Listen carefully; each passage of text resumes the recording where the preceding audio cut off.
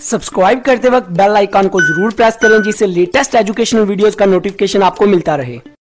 Total product, marginal product and average product, इन तीनों का बेसिक कॉन्सेप्ट मैं आपको एक एग्जांपल के थ्रू समझाता हूँ।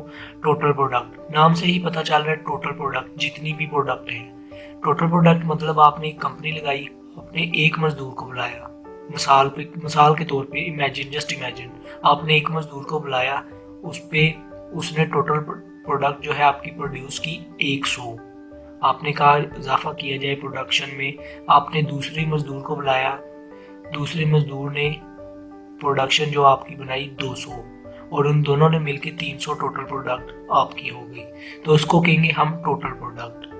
आपने फिर एक और मजदूर बुलाया, उसने तीसरा मजदूर जो आया उसने प्रोडक्शन बनाई 300, तो इन तीनों की मिलकर कितनी होगी 600। पहले ने 100, दूसरे ने 200, तीसरे ने 300, तो टोटल प्रोडक्ट कितनी होगी 300।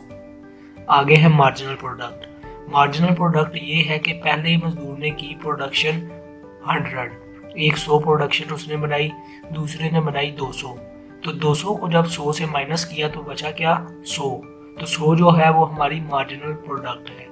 ऐसे ही 300 में से 100 को माइनस किया वो क्या होगी, फिर 100 आएगा, 100 जो होगी हमारी मार्जिनल प्रोडक्ट होगी।